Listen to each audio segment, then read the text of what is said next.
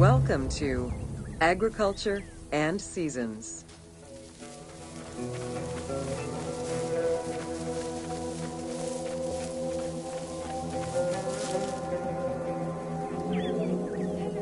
While crops were cultivated in different oases around the desert, most of the arable lands were near the Nile.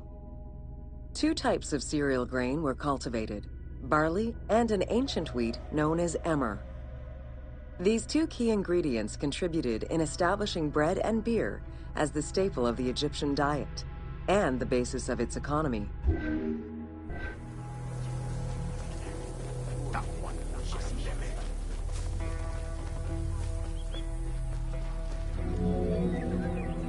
The Ptolemaic era created an agricultural revolution with the introduction of advanced agricultural techniques and new grain types such as rice, durum wheat, and pearl millet. The resulting agricultural mass production greatly increased the economy of ancient Egypt. It also prompted the development of storage and transportation, allowing long-distance trade with other regions.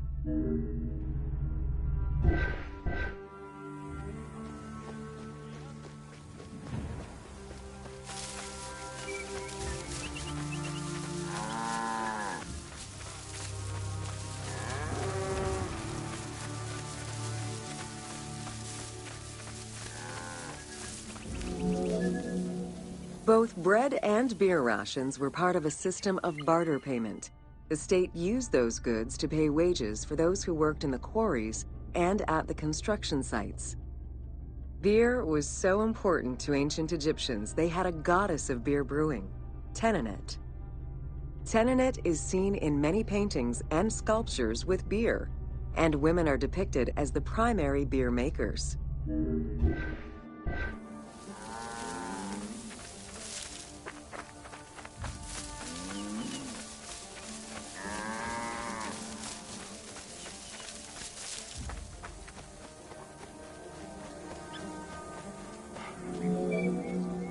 In order to increase agricultural production, fertile land was divided into plots and large agricultural villages were encouraged.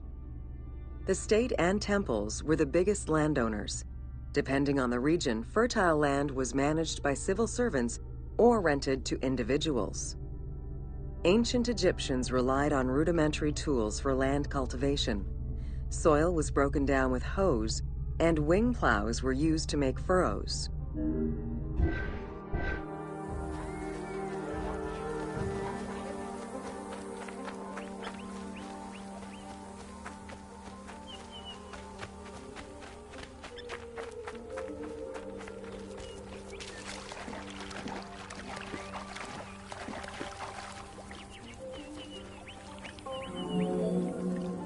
The three seasons known as Akhet, Peret, and Shemu corresponded to a specific phase of the agricultural process and the river's natural changes.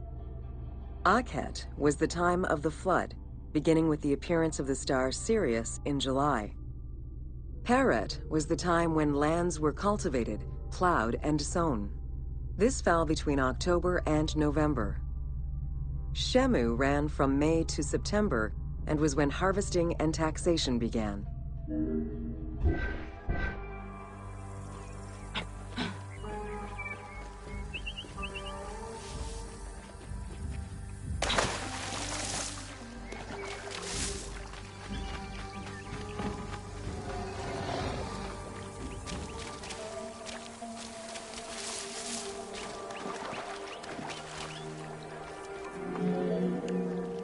The pharaoh's duty was to uphold order against chaos and provide for his people.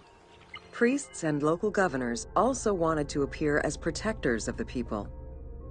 However, any variation in the Nile's seasons could cause water shortages. This had devastating consequences on wheat and barley crops. The pharaoh, administrators, and priests knew they needed to demonstrate their ability to prevent such a catastrophe from happening. And so they invented the story, which would be inscribed upon the famine stela.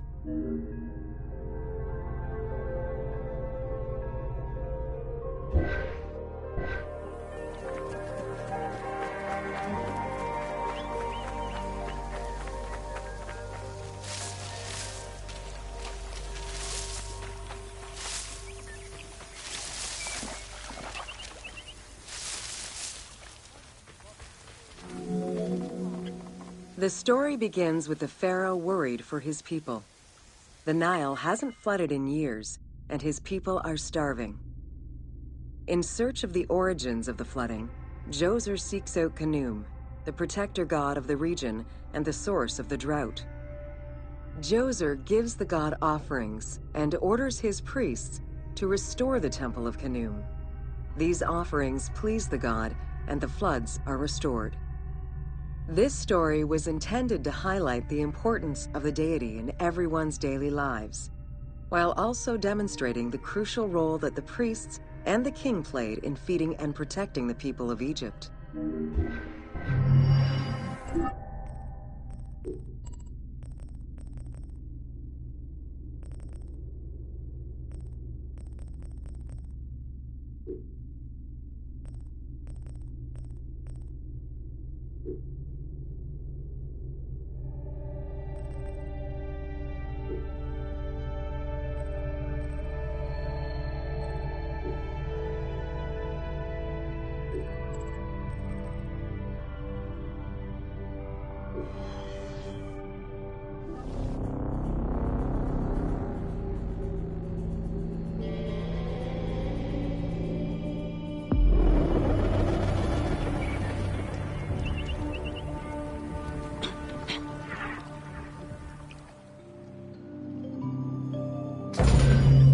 Welcome to Ancient Egyptian Cultivation.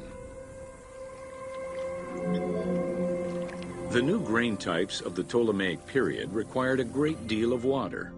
Farmers needed to ensure they had effective, consistent irrigation. The Nile's rising and receding waters naturally irrigated most of the crops. Areas where the Nile didn't reach, such as gardens and vegetable plots, required an irrigation tool known as the shadoof. The shadoof allowed easy transport of water from its source. It consisted of a tall wooden frame with a long pivoting pole and suspended bucket. The system could be raised and lowered with little effort.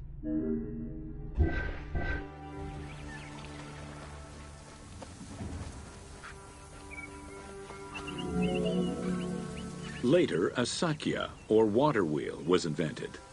The sakya needed animals to turn the wheel, which rotated buckets through the water. It drew the water to an elevation of 3.5 meters and enabled a great deal of control over the irrigation process. This improvement supplied larger areas and thus resulted in larger harvests.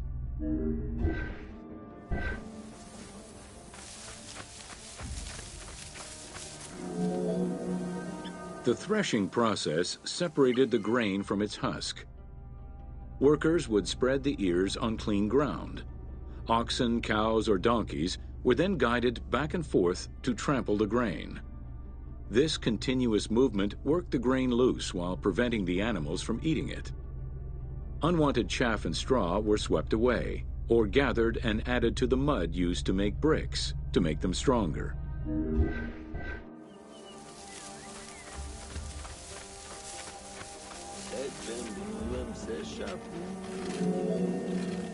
Winnowing was the stage where workers used wooden scoops to throw ears in the air. The wind carried off the chaff, leaving the heavier seeds to fall to the ground. This action was repeated until the undesired materials were sifted out. Grain waste was mixed with manure or other organic substances to produce brick-shaped dung loaves that could be easily burned. A standardized brick size enabled Egyptians to mass-produce this byproduct and use it as a commodity.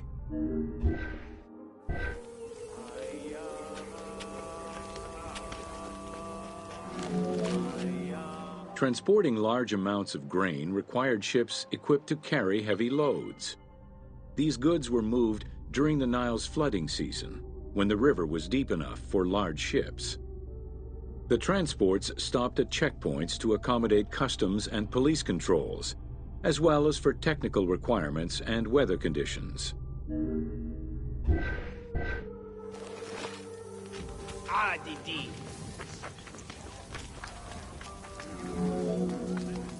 Having reached Alexandria's inner harbor, The wheat was unloaded under the supervision of a civil servant in charge of wheat management. Portions were distributed to Alexandria's city market, and the remaining stockpile was either exported or stored in warehouses.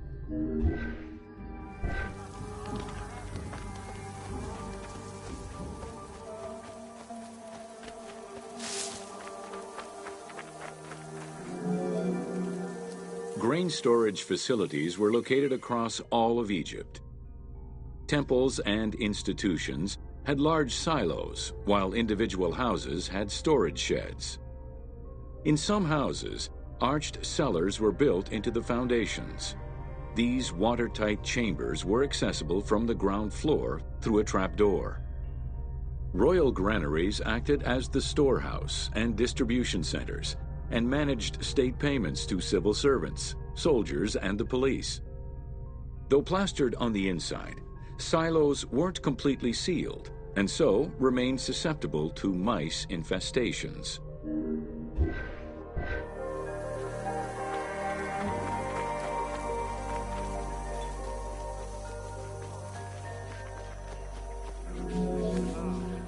When the grain was ready for processing, it was poured into bowls and pounded into a coarse flour. That flour was then passed through a sieve to make it of finer quality and further ground between stones. Ancient Egyptians did not stock flour.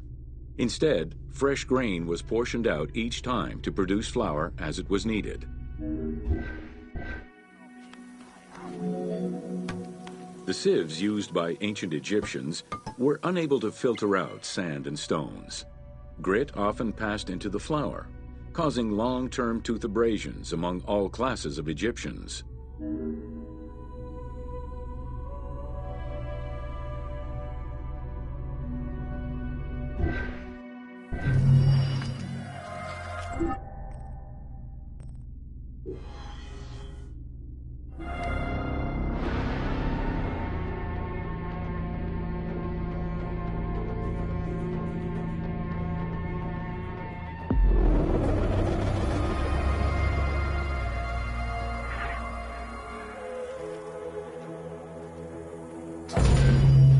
Welcome to Domesticated Animals of Ancient Egypt.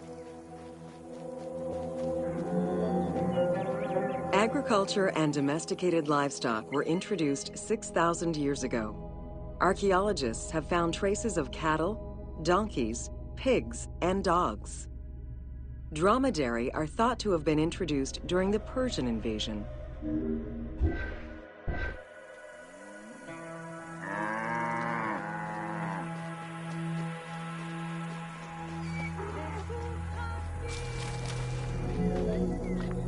Pets were deeply cherished in ancient Egypt. Many illustrations of children often include a pet in the depiction.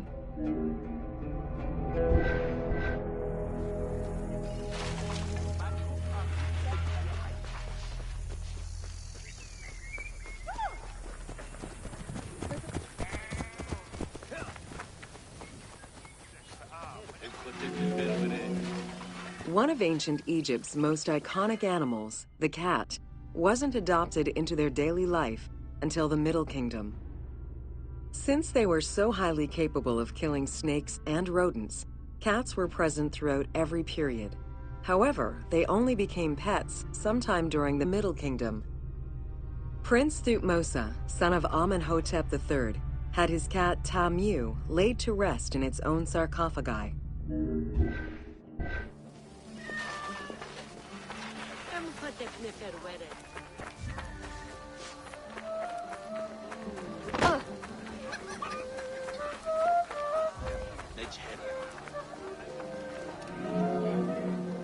The earliest reference to dogs dates back to 5000 BCE.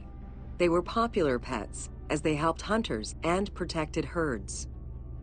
They were closely linked to Anubis, the jackal-headed god. Baboons, monkeys, and even falcons were tamed as pets.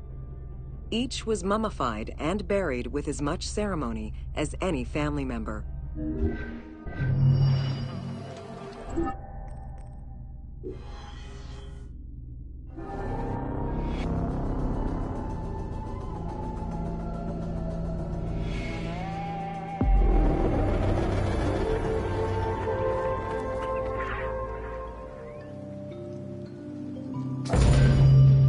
Welcome to Ancient Egyptian Medicine. Evidence of advanced medical procedures have been found on mummies, and ancient Egyptians left detailed medical writings from diagnosis to follow-up treatment. One of the oldest known surgical studies is the Edwin Smith Papyrus. It's one of the first documents in history that notes an association between the integrity of the brain and cognitive functions, including cases of ocular complications and paralysis following head trauma.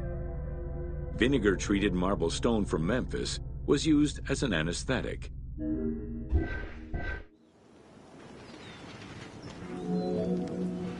Another similar document, the Ebers Medical Papyrus, is over 20 meters long and 30 centimeters wide. It details treatments of 48 surgical cases and contains 877 paragraphs describing various diseases. Alongside accurate and factual scientific approaches, the papyrus has more than 700 magic formulas and incantations to ward off demons and disease. This demonstrates how ancient Egyptians believed in a harmonious balance between religion and science.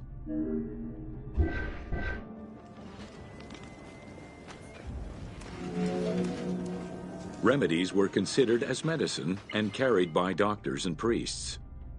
Village doctors often had another job alongside their medical duties and the preparation of medicines.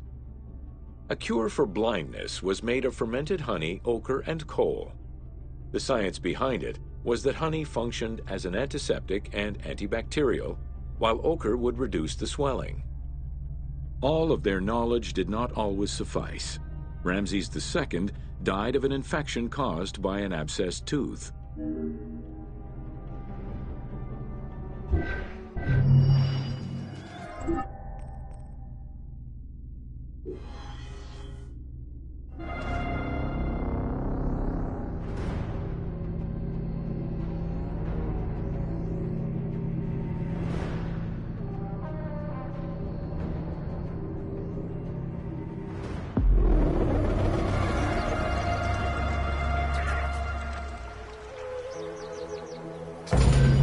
Welcome to Leather and Linen in Ancient Egypt.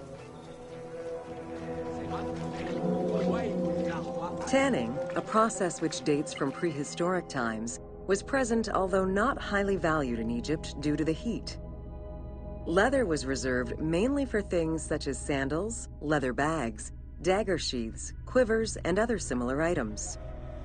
Leopard hides, unlike regular leather, were highly valued and usually worn by priests.